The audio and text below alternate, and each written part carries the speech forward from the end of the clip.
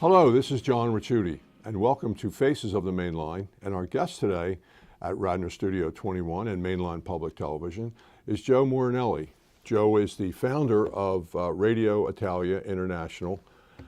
He is the voice, actually, of his show. So, Joe, I want to welcome you to Radnor Studio 21. Thank you for having me, John. And you're welcome. I'm pleased to have you on as a guest. Tell me how Radio Voice Italia started. Well, that's an interesting story. It basically started on a whim in that I didn't give it too much thought to do this, and we launched it the beginning of 2013, January 9th to be exact, 2013, and we were having dinner at one of the local Italian restaurants in the area, and Dee, my co-host and executive producer, and I were having dinner, and I thought that, I'm inspired to start an Italian-themed radio show on the internet. And I was not exactly new to the idea of radio because I had done radio in the 70s, and I was engaged to different degrees, over the years. And so this is something I had in the back of my mind, but everything came together that one night over dinner, and we actually did our first show there at La Locanda restaurant, and it went over quite well, and that's how we got started. So where did you get the idea? The idea was actually, I began to embrace my culture more as I got older, and I wanted to make more people aware that how the Italian culture has allowed Americans to embrace, they've embraced it over the centuries, and how it has inspired a lot of people in this country, and also to point out the huge things that Italians have accomplished over the years. And how the Italian culture evolved from the time that our families immigrated to this country to how they've evolved to now. I know it's an Italian-themed show. Mm-hmm. I've been a guest on your show and I thank you for that. But I want you to, for our audience, say what is your format? Okay, our format basically, there's basically 4 segments, okay? We have a guest of Italian descent, basically every week. Is that required? It is required. Sometimes we may not have one for different, logistical reasons. And then we actually do a Mario Lanza hour. We call it Dinner with Mario Lanza. It's a tribute to Mario Lanza, and we play a lot of his music in the course of the hour. We give people information on how he got started, his incredible story being an only child in South Philadelphia, and his fame and fortune and came at had a very untimely death, of course. He died at 38 years old. Well, let me ask that question. Yeah. I'll get to that. What I wanted to ask you was, I should have asked you initially, was your show is an online streaming show, isn't it? It's an online stream broadcast, yeah. So and it's heard worldwide. Worldwide, we say there's no barriers, and it just goes everywhere. Do you have a simulcast connection? Is that true? Am I using the right term? Well, yeah, it's on the internet. It's streamed, and it's carried. Basically, every country has access to this. Even third world countries have access to the internet, and they can hear this. You have a disc jockey, or should I say, a radio host in Bari, Italy, that you also coordinate with? Our main contribution as far as the Italian language on our show, we do our show in English. Dee Laglissi, my co-host and executive producer, we do our show 99% is in English. We do speak Italian, but we don't usually.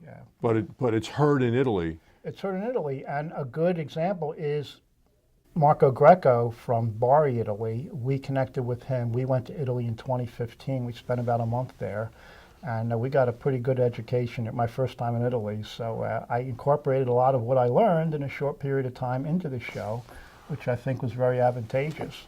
So we connected with him, and what he contributes to our show is actually the Italian language, because he closes the last 40 minutes of our show basically with, he does his show in Italian, but he plays international dance music. He counts down the top 10 international dance hits in the country. And, they're not sung in Italian, but his presentation is in Italian. And he's a world-class broadcaster. He's heard all over the world, but he chose to be heard in Philadelphia on our station. So it's a good thing. You mentioned, is your show weekly or bi-weekly, monthly? How is your show run? It's every weekly, every Wednesday night, 6 to 9 p.m. Every Wednesday, 6 to 9 p.m. And how would one get it? Well, there's a number of ways to get it. The easiest way would be going to our website, which is Radio Voice Italia USA.com. And there's a link where you'll click live to listen live. And also you have access to the archive, which has probably about at least 200 shows up there now. So you can listen to a previous broadcast. How many shows have you done? We are going to, this Wednesday will be our 280th, this Wednesday. So who was your most famous guest? Oh, you. Stop that. That's not true. I want to go back to Mario Lanza. Yeah. There's always been speculation and rumors about his death. Any thoughts on that? Oh, Mario Lanza. I've been asked that a number of times. We're connected with the Mario Lanza Society, so we're getting a little more maybe privy to some information. There's many books out there. Mario Lanza, at the time he died, he was not a healthy person by no stretch of the imagination. He had a major weight problem. His weight would fluctuate actually within a short period of time, like plus or minus 60 pounds. Mm-hmm. He had to lose weight to do his next movie. MGM was very strict on how he needed to look, even though he was a superstar at the time. They still dictated, big studio.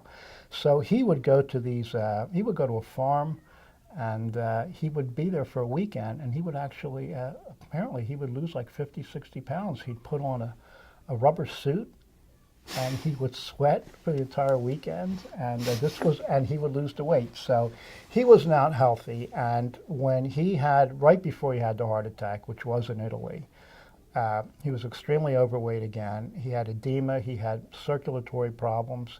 He was drinking a lot at the time, and he was very taxed. In other words, he was being pushed by the studio, and what I try to tell people, the Cliff Notes version is: here you have a guy, the bulk of his career spanned 10 years. That's all, and the output he did in 10 years is incredible. He recorded at least 22 albums for RCA Camden Records alone in 10 years, and he did 7 or 8 motion pictures for MGM. That's in 10 years. On top of singing opera and doing public appearances, he had his own TV show. I mean, he did a lot in a very short period of time. Okay, I'm getting a sense you're kind of avoiding my question, but that's very informative, and that's important and entertaining for the show. I'm going to give you 2 names that I know that are connected to Mario Lanza. Mm-hmm. Frank Sinatra. There is a Frank Sinatra connection many people don't know about. Yeah. Well, he became friends with Frank Sinatra early in his career when he was trying to put his orchestra together, his band, and he connected with Frank Sinatra. He went to California to meet him, met his family and everything, and of course, this was basically back in the 50s. So Frank Sinatra said to him, he goes, I understand you need a band leader, for your orchestra. And Mario said, I do. I hope you can connect me, whatever you tell me, I'm going to go with. He goes, you know what, I think I might have somebody you could use, And he said, well, who's that? He said, how about my relation, Ray Sinatra? Well, who heard of Ray Sinatra, right? So he goes, okay, yeah, he'll be perfect for you. So they got together, they stayed together through the decades, and Ray Sinatra basically fell through the cracks, so to speak, to the mainly to people that were even into Mario Lanza to a great degree. They didn't know Frank Sinatra's cousin, I believe, would be taking care of all the arrangements and everything. So that was the connection, and Frank had his own people. He had many, different arrangers over time, Don Costa and whatnot. Nelson Riddle. So, but no, Mario got the Sinatra, Mr. Sinatra, Ray Sinatra for his. But he didn't offer him his own people. No. And a funny story real quick is that he would visit on occasion, and Frank Sinatra's mother said, I love when Mario comes to dinner. He's a fantastic guest. He's a great person. All I ask is you give me 24 hours notice before he comes, because that way I know to cook for 10 more people. An incredible appetite. Okay. Lucky Luciano. Lucky Luciano. Well, So these are things you were avoiding. That's Well, avoiding, yeah. Now, there's that's a lot okay. of conjecture here. No, Sure. What happened is when Frank Sinatra died, he was pronounced dead in Italy, and they had to move the body to Philadelphia. Mario Alonso died. Mario Alonso. They asked Mario Alonso's mother, what she thought or whatever, and she inadvertently threw up the name Lucky Luciano. They go, really? And she goes, yeah, I think so. I think so. So that's, I think, really where it started. And then it kind of, more people latched onto the idea. And Okay. You're obviously telling me as much as you're going to tell me. well, That's telling okay. You, yeah. You told me that you can't have an Italian language show. Why? Well, it's not that you can't. What it is that basically many of the people that listen to our show and many of the Italian population in the greater Philadelphia area, they speak English. They understand English, okay? There's not a necessity to attach the Italian language, here anyway. Now, obviously, we have people listen in Italy. The Roma Hotel sometimes turns us on. Well, they don't need to hear Italian either. And when we went to Italy, I was very surprised. I would say at least 1 out of 3 people we ran into would speak English at least very well. It's a second language. It's basically mandatory. So we didn't even have to speak. I wanted to speak more Italian there, to see how well I would do. And I was speaking English most of the time, and there wasn't a problem. So to think you need to do an Italian language broadcast in Philadelphia is not. Or even worldwide. Even worldwide. Because the Italians many of them speak English in Italy. Exactly. Now, at this point in time, because when my grandfather, immigrated, moved to South Philadelphia, he listened to a radio station in Philadelphia, a small Italian radio station, and they did the Italian language, every broadcast. But those immigrants at the time, they were not compelled to learn English, if I could put it that way. My grandparents really never learned English. Okay, but that's not the same. That's not the case anymore. Before I get into more controversy, you have the ability to do something very unique, which we on public access television can't. Mm-hmm. You have a way of measuring your audience, and you've alluded to that to me when we spoke. How is that you do that? Okay, there are algorithms that are very synonymous with internet radio and digital streaming and whatnot. And a lot of this has not been part of the fabric of conventional terrestrial broadcasting, where, over the years you would hear, your basic network broadcasters, they would subscribe to Nielsen and ARB, I think, Arbitron ratings and all, and they would do the diaries and everything. But there are methods that now you can actually gauge your audience in real time. And we can do that. We've done that since day one. And it's very, very beneficial. We can see where we make a mistake during the course of the 3-hour broadcast. I mean, we could see the numbers, drop down right in front of our eyes. And we've made changes very hard when you're doing a live broadcast. You have a little bit of wiggle room because we produce it pretty tightly, that we alter the program as we're going along. Or we just say, okay, maybe we'll do that next week. We just take it out of the program while we're doing it. So we have seen where we have made mistakes clearly, and where we have possibly, programmed things more people are interested in listening to. Where do you get the greatest spike? The greatest spike in our broadcast? Well, one of our 4 segments is D-Buzz, and that's D for Dolores, because her name is Dolores, the co-host, so we call it D-Buzz. And basically what we say is that it's news, commentary, a little conjecture on what's trending in Italy right now. Now, we also started to incorporate a feature basically ever since Pope Francis came to Philadelphia. And 2016. 2016, right. And we call that Dope on the Pope. Dope meaning what the story is on. Yeah, Dope on the Pope. Now, I want to just make sure we're clear about that. Exactly, right. So what we do is we basically report on a lot of things the Pope does. And, he's a very, very busy guy, and people have said he has basically redefined, what the Pope does and, what he wants to do, being part of the Vatican. And his popularity, of course, incredible. So when he came to Philadelphia, we were really tracking what he was doing, and we covered the Pope, and ironically, we went to Italy right on his coattails, because when he left Philadelphia, he went back to Italy, and that's when we went for a month. So we report on what he's doing, and a lot of what he puts out there to the press, and it's very interesting. And quite frankly, this Pope has some controversial views on different things, and we put that out there, and people can decide whatever they want.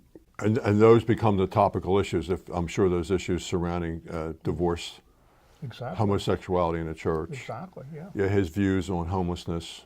Sure. Okay, and that's where you get your highest spike. We do. We get the highest spike. So when you look at demographics, and are you pleasing a younger audience, and when you do your show, or are you looking for something for the existing audience, which is now getting older? Exactly. So do you know who your listening audience is? We have a good idea. I mean, I have my own agenda about this, because I'm curious about how we are. Absolutely. Because there's a relationship between what you do and what we do.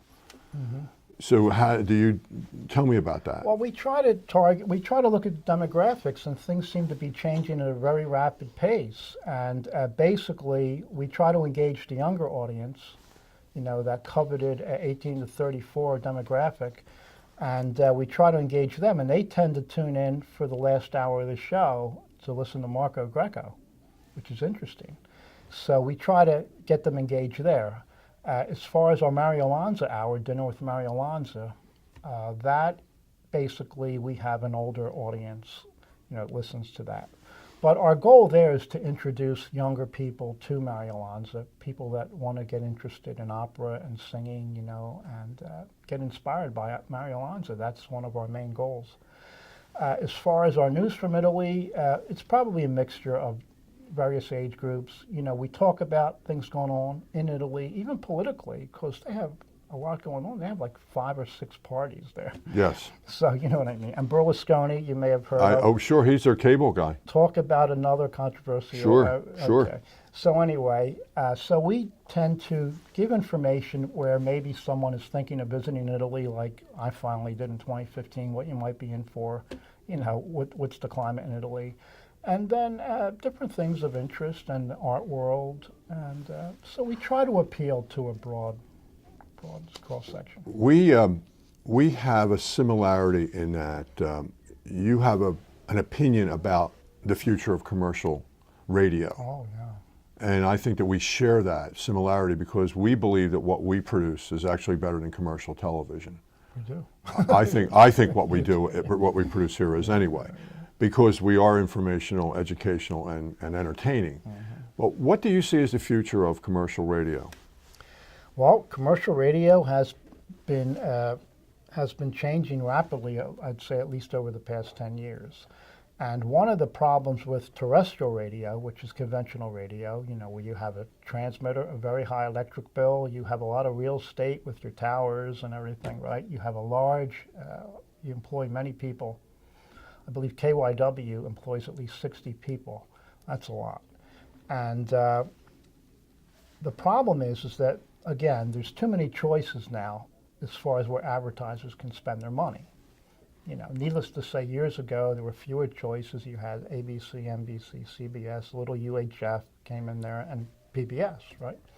But now there's free digital TV now. You can go buy a TV, obviously, hook it up with an antenna. You can go back to rabbit ears, pick up about 60 free digital channels. You don't even need cable, unless you're a big sports aficionado or something. So there's a lot of choices. So the problem is that advertisers have many choices. They're not putting all their eggs in one basket before. So they're not going to AM radio and spending most of their budget there. They're diversified, and they're putting some here, some into social media. So the pot, there's many pieces to the pie now, and the conventional broadcasters have not been bringing in the revenue that their model was designed on to sustain themselves and even grow. So they've been in a precarious situation. Your Sinatra premonition story, May 14th, 1998, and the last day of Seinfeld. You have to tell that story. Okay, you want to start from the beginning? Okay. Time's yours. Okay, well, thanks. Okay, I'll try to give you the short version. I have never been someone who was into, what do you call it? Paranormal? Paranormal, per se, So I want to put that out there in the outset. So it'll be 20 years in about 3 weeks to the day, I think. May 14th. May 14th should be, I think, 20 years from today will be when Frank Sinatra passed away. Okay. And that was a Thursday, incidentally. Oh, you looked it up. It was a Thursday. I did. Okay. And it was also the final day that the final Seinfeld. day of the last episode of Seinfeld to be aired. Now, of course, the network, NBC, had great expectations. This may break the all-time viewing record, which was held by MASH, I believe, which was, I think, like 65 million. No, 500 million, excuse me. Turns out the last episode of Seinfeld had about 65 million. So it was a far cry, but it was. So anyway, the buzz all around the TV world and, viewing world was that last episode of Seinfeld. If you're a big fan, you want to catch it, and all that. So what happened is that I was listening to talk radio back then quite a bit because I was working nights, and I turned on 12:10 a.m. And I heard that they were doing a remote broadcast in suburban station in Philadelphia. And the host was Amy Kaplan and Steve Martorano. And they had said, we're doing a show here till like 4 or 5 o'clock today. Anyone in the area, feel free to come down. We'd like to meet you. You can say a few words, whatever. And they said, our question of the day is that, hypothetically, if you were the head of programming for the the opposition networks, or the competing networks, I should say, which would be ABC and CBS. And you could program anything you want to try to get some of those Seinfeld viewers to watch you. What would you do? You could put anything on. So they had some people call in, and there were people walking by the suburban station, and they would go up to Mike and they said, well, why don't they put the first Godfather movie on or something like that, you know what I mean? And Ben-Hur, somebody said all these ideas, right? And that's basically what it was. Well, I was sitting home, I had some free time, and I was, on a whim, I was very compelled to go down there. I wanted to meet both of them. I always like to see how other radio shows were conducted. And I got down there, and very methodical. It was, I can't explain the feeling from the very beginning when I actually got off the sofa in my house, got in the car, went down there, found a parking space perfectly, went down the steps, and I went up to the broadcast area, and they said, okay, you want to talk on the mic? You want to? I said, yeah, but I wanted to meet you guys. And they said, why don't you say something on the mic? And all of a sudden I froze, and I said, no, I really don't want to. I said, I just got this really crazy thought on my mind. And they said, well, what do you mean? I said, I can't say what my idea is. So I was trying to fight this feeling I had. So they went to a commercial break. The producer there came up to me, and they said, listen, what's the problem? You nervous? I said, no, I'm not nervous, but I feel very uncomfortable. And he said, well, as long as you don't say a bad word, we don't care what you say. I said, well, I think, frankly, what I'm about to say may be in very bad taste. He goes, we can deal with the bad taste. Just don't say one of those words, So they come back out of the commercial break, and they said, are you ready? And I said, you know what? I can't say it. And he goes, what do you mean you can't say it? We're going to go back on the air. You know what I'm saying? So I said, how about if I write it down, and you say it, or you give it to them to say, right? And he said, oh, okay. So he looked at it, he read it, it was like 2 lines. He said, I think I understand why you want us to say this. He gave it to Amy and Steve to look at, and they said, you want us to say this? I said, yeah, go ahead, you can say it, right? So they come out of the commercial break, actually, and they say, okay, we have this guy here from Drexel Hill, and he came down here, and he has something on his mind. We asked him the question, and he's uncomfortable, but we're going to read it. He goes, here it is. He said, this guy said that the other networks should take a live camera crew to Frank Sinatra's deathbed because he is going to die during that last episode of Seinfeld. And they all looked at me like, what do we have here, right? And I'm like nodding, yeah, he is. So now this was the 13th, the day before, okay? And Frank Sinatra was at home doing well with his wife. You know, his health had started to go downhill. You know, he had some possibly dementia problems and things like that, and he had some issues. But he was not in any way, you know, he was going to pass away like that. So what happened is that I had to go to New York the following morning, which was a rarity. So I watched the final episode of Seinfeld, you know, in Philadelphia. And I said, well, thank goodness, you know, that crazy. And how could I ever face people anymore, you know, with this premonition, right? Quite a few people heard it. So I said, I'm just going to pretend the whole thing disappears. He didn't pass away. So I go to bed early before the 11 o'clock news. I didn't hear the news, another rarity. I'm in New York City walking down West 57th Street by BMI. And I heard a couple walking by, and they said, "Yeah, well, the Seinfeld episode fell short. You know, it was not what people thought. You know what I mean?" And they, well, how about Frank Sinatra passing away? And I'm walking down, and I heard, "What? You know, I'm really going crazy now. I'm hearing things, right?" So I ran up to them. I said, wait a minute. What did you say?"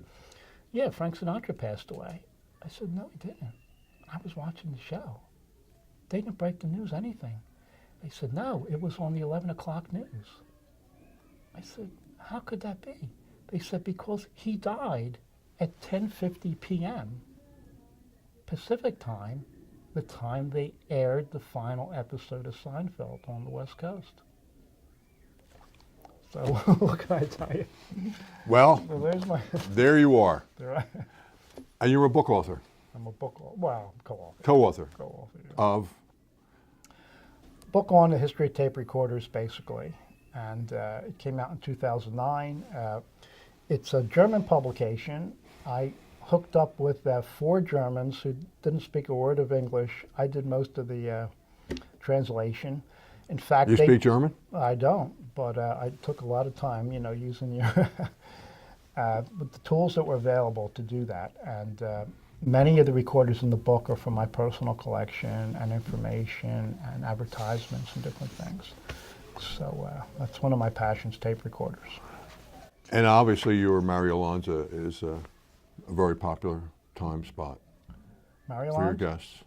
Yeah, 1 hour. Very popular. We have a pretty dedicated audience to that hour, yeah. And you're broadcast worldwide. Worldwide. No boundaries. And we say, you know, hopefully I have something for everybody. Unfiltered. It's unfiltered? Unfiltered, yeah. Unfiltered. And do you have a measure of success? Do you believe? I mean, you have 279 shows. You'll be doing your 280th real soon. We do. Yeah, we have a measure of success, and we try to build on what we have, and you know, we tweak the show anytime we feel it's you know, required. Have you ever had any mob figures for guests? Well, I wouldn't say we had for guests, but we've interacted with possibly some, let's say, questionable individuals. You're very secretive. I'm very secretive. Thank you. Been a great guest. Thank you, Joe. I really appreciate you coming on. Thank you. With co-author and soothsayer Joe Morinelli, the voice and founder of Radio Voice Italia, this is John Ricciutti from Mainline Public Television at Radnor Studio 21. Please subscribe to us and check out Joe's radio show.